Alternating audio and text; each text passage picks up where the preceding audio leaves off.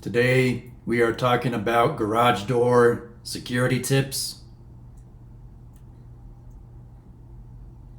So one of the common ways that thieves access your garage door and open it is they'll stick a coat hanger or a metal piece of flat bar, something long and skinny, up through the weather stripping on your garage door, and they'll pull on that emergency release handle, that red handle with the little red cord, and that allows them to manually open your garage door.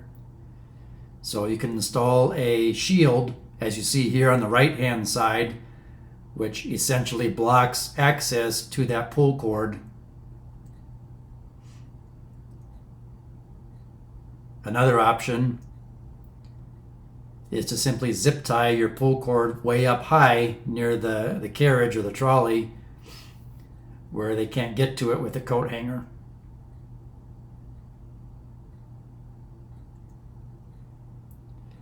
If you look on the rails on either side of your garage door, you'll notice that there's some square holes and round holes punched in the track on either side. You can install one of these latches and put a lock on it. You can install this type of latch, which goes through one of the round holes. Or you can simply install a padlock through one of the round holes or one of those square holes, and that's going to prevent that door from being able to slide up and open. So say if you're going on vacation for a long time, before you leave you can lock up your garage in this way.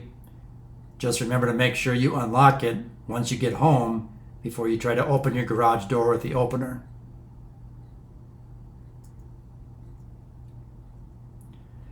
They also offer these garage door lock kits. This one found online, simple Google search, $65 plus shipping. And it's got two arms. One goes to the right side of the garage, one goes to the left side of the garage door. And there's a locking handle outside that you would lock. And those arms go into those slots on the track that we were looking at on the previous slide.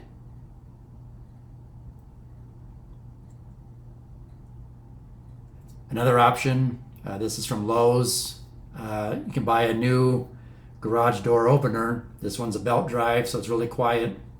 Comes with the wall button, the two remote controls, the keypad that you can go install out in front of the exterior of your garage, and of course the photo eyes. But this also has a battery backup, so if the power goes out, you would still be able to open your garage door. And this particular model is a smart garage door opener, so you can download an app onto your smartphone and you can see if your garage door is open or closed, and you can remotely close your garage door if you forget to close it, and it can send you a notification saying, hey, your garage door just opened, and you can look and see, okay, nobody's home, it shouldn't be opened. You might need to call the police in that instance. So smart garage doors opener, that's a great idea. Another option, you can install motion sensor security lights on the exterior of your garage. So at night, if somebody walks up on your property to your garage door, the front of your house, those bright lights will come on. You'll see that through your window. That'll let you know, hey, something or somebody's outside. Another great option is security cameras. So you can install one of these above your garage door outside. You could even install one inside your garage if you want. And a lot of them are smart security cameras nowadays, where you can access them through your smartphone app in real time and take a look if anybody's at your home or trying to break into your garage.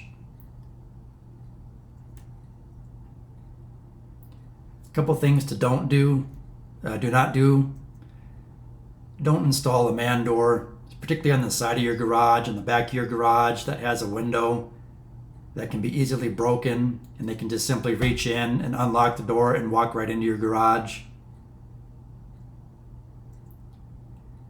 And if you have the chance to install a new garage door, don't opt for a garage door that has the windows across the top. Because again, here too, you're making easy access for a criminal to break one of those glass panels out reach in and pull that manual release lever. If you have these, you can cover them over, or at a minimum spray paint them black from the inside, because you also don't want criminals to be able to stand up on a ladder and look inside to see if you're home, to see what valuables you have in your garage, etc.